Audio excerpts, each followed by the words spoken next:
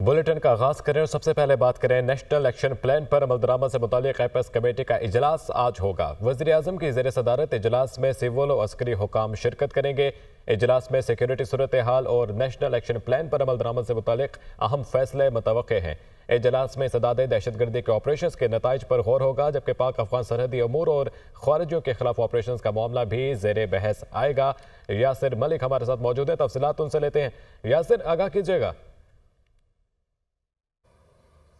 دیکھیں، وزیر اعظم شہباز شریف کی زیر صدارت نیشنل ایکشن پلان کی ایپیکس کمیٹی کا اجلاس اب سے کچھ ہی دیر بعد وزیر اعظم ہاؤس میں ہوگا، اور اس اجلاس میں چاروں صوبائی وزرائے اعلیٰ سمیت چاروں صوبائی چیف سیکرٹریز، آئی جیز اور اسی طرح سے وزیر اعظم آزاد کشمیر اور چیف سیکرٹری جو ہے گلگت بلتستان اور چیف منسٹر گلگت بلتستان سمیت اعلیٰ سول و عسکری حکام جو ہیں وہ شریک ہوں گے۔ اسی طرح سے انٹیلیجنس اداروں کے جو سربراہان ہیں وہ بھی آج کی اس اجلاس میں شرکت اپنی جو ہے اس کو یقینی بنائیں گے۔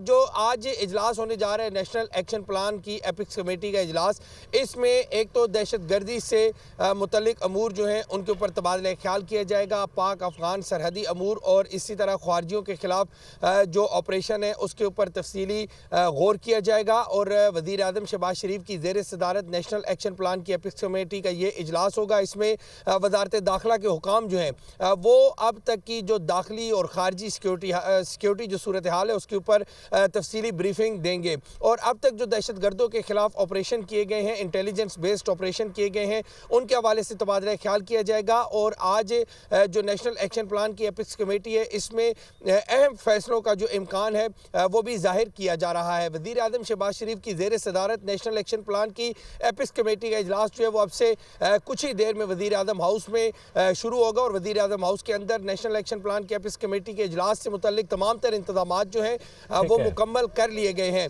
بہت شکریہ یاسر ملک۔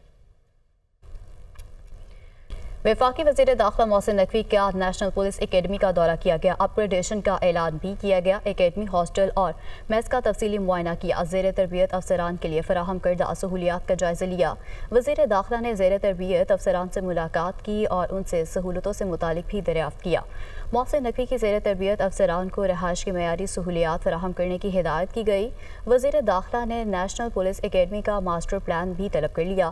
محسن نقوی نے کہا کہ سب سے پہلے بین الاقوامی معیار کے کنسلٹنٹ سے NPA کا نیا ماسٹر پلان تیار کرایا جائے۔ نیشنل پولیس فاؤنڈیشن کی جانب سے 25 کروڑ کا چیک جلد NPA کے حوالے کر دیا جائے گا۔ نیشنل پولیس اکیڈمی کو مالی طور پر خود مختار ادارہ بنانا ہے۔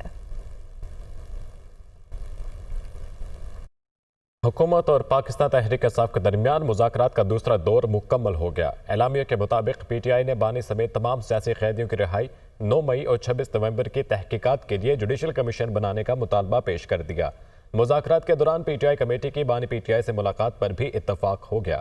اسلام آباد سے رپورٹ۔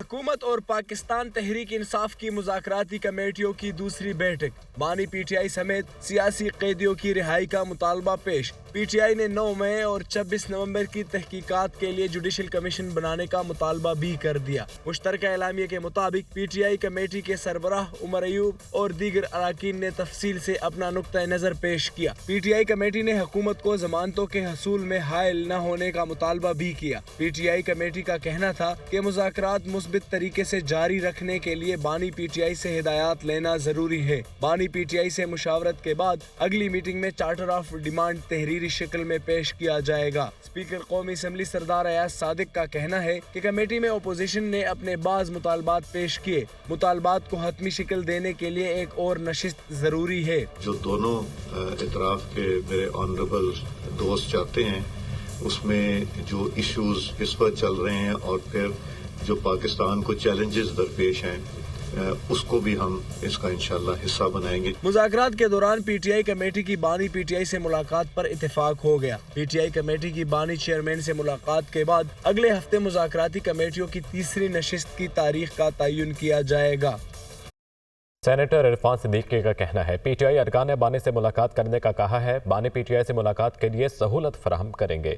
PTI ارکان بانی سے مشاورت کریں، ہمیں کوئی اعتراض نہیں۔ مذاکرات ایک ہفتہ آگے کرنا PTI کا مطالبہ ہے۔ توقع رکھتے ہیں PTI ارکان اگلی نشست میں تحریری مطالبات لے کر آئیں گے۔ वो पार्लियामेंट के बाहर मीडिया से गुफ्तगू कर रहे थे।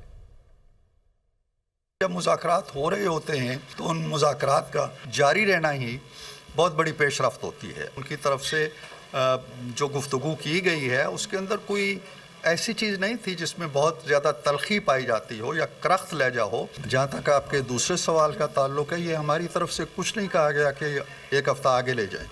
ये उनकी डिमांड है जिन्होंने मुतालबात लेके आने हैं। हो सकता है कि वो उन मुतालबात में मज़ीद तराश खराश करना चाहते हों, नए सिरे से कोई तरजीहात बनाना चाहते हों। ना 8 फरवरी के इलेक्शन पे कोई बात की है उन्होंने, ना 26वीं तरमीम पे कोई बात। वज़ीर आला खैबर पख्तूनख्वा अली अमीन गंडापुर का कहना था कि मुज़ाकरात के लिए कमेटी बनी है तो लगता है वो मसाइल का हल चाहते हैं। मैं बैकडोर वाला नहीं, खुली किताब हूँ। अच्छी बात है नौमाई के मुल्ज़िमान को रिहा किया गया। जमहूरी तरीके से मामलात को हल करना चाहिए। इस्लामाबाद में मीडिया से गुफ्तगू के दौरान उन्होंने मज़ीद कहा कि कुरम के वाक़यात 50 साल से चले आ रहे हैं। कुरम के मामलात को खुश असलूबी से हल किया है। मैं बैकडोर वाला हूँ नहीं, मैं हूँ खुली किताब, मैं खुल के खेलता हूँ।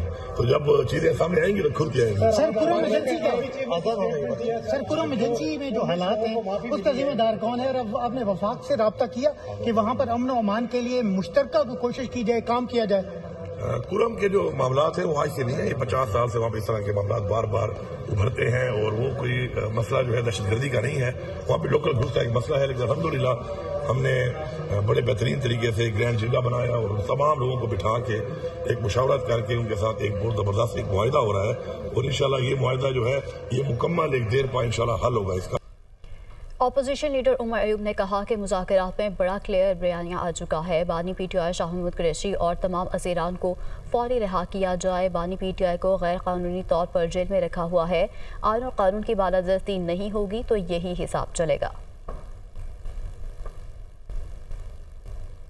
जी मुज़ाकरात के बारे में कल बड़ा क्लियर हमारा बयानिया भी आ चुका है। हमारे बड़े क्लियर पॉइंट्स हैं। तो नंबर 1 पॉइंट है हमारे असीरान, जिसमें वज़ीर आज़म इमरान खान साहब हैं, उस पर शाह महमूद कुरैशी साहब हैं, उस पर डॉक्टर यास्मीन राशिद साहिबा हैं, उस पर इजाज़ चौधरी साहब हैं, मियाँ महमूद रशीद साहब हैं, उमर चीमा साहब हैं, हसन खान न्याजी साहब हैं, बाकी सारे असीरान मिलिट्री कोर्ट्स के और जो लोग हमारे जेलों में उनकी रिहाई। नंबर 1। नंबर 2 हमारे 2 कमीशंस हैं 9 मई के और 26 नवंबर के। इन कमीशंस के हवाले से हमने वहाँ पे जो टीम है गवर्नमेंट की उनको बताया है और हमने ये भी कहा है कि हमारी रसाई होनी चाहिए वज़ीर आज़म इमरान खान साहब तक कि हम लोग आराम से उनके साथ बातचीत करें और उनसे मज़ीद हदायत लें। और इन लोगों ने उनको गैर मतलब कानूनी तौर पे रखा हुआ है। शुरू से ये कह रहे हैं कि आइन और कानून की जिस वक्त बालादस्ती नहीं होगी तो मुल्क में यही चलेगा हिसाब।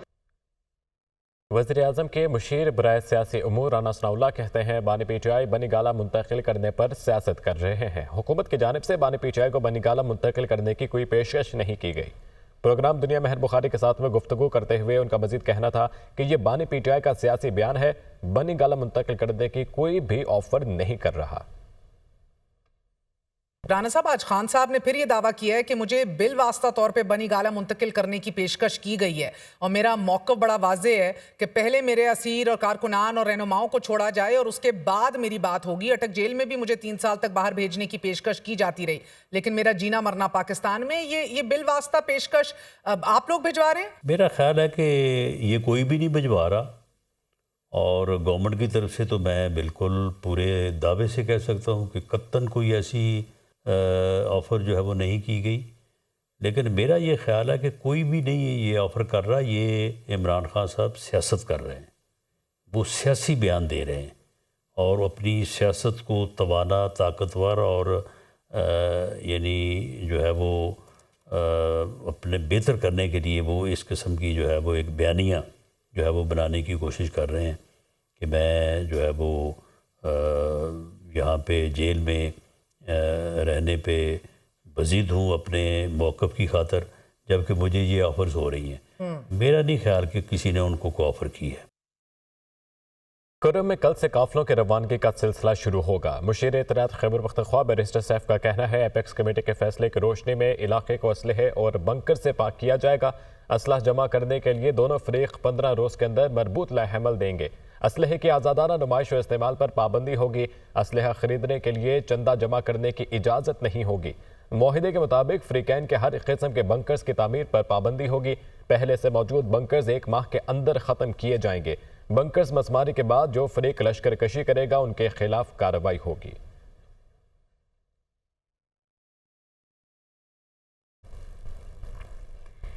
इस्लामाबाद हाई कोर्ट ने साल 2024 में 10,571 मुकदमात के फैसले किए। रिपोर्ट के मुताबिक चीफ जस्टिस आमिर फारूक ने सबसे ज़्यादा 2,525 मुकदमात के फैसले किए। तफसील बताएंगे रिजवान काजी हमारे साथ मौजूद हैं। रिजवान, बताएगा कितने मुकदमात के फैसले हुए? रिपोर्ट सामने आ चुकी है। जी, इस्लामाबाद हाई कोर्ट ने साल 2024 के दौरान 10,571 मुकदमात के फैसले किए हैं। इस्लामाबाद हाई कोर्ट की तरफ से जारी रिपोर्ट के मुताबिक चीफ जस्टिस आमिर फारूक ने सबसे ज्यादा 2,525 मुकदमात के फैसले किए, जबकि जस्टिस मोहसिन अख्तर दूसरे नंबर पर आए और उन्होंने 1,616 मुकदमात के फैसले किए। जस्टिस सरदार एजाज इसहाक खान ने 1,490 मुकदमात, जबकि जस्टिस मियां गुल हसन और अंग्रेज ने 1,021 मुकदमात के फैसले किए। रिपोर्ट के मुताबिक जस्टिस तारिक महमूद जहांगीरी ने साल 2024 के दौरान 925 मुकदमात के फैसले किए। जस्टिस बाबर सत्तार ने 964 मुकदमात के फैसले किए। जस्टिस अरबाब मोहम्मद ताहिर ने 1,195 मुकदमात के फैसले किए, जबकि जस्टिस सुमन रिफत इम्तियाज ने साल भर के दौरान 835 मुकदमात के फैसले किए हैं। जी ठीक है रिजवान, बहुत शुक्रिया आपका।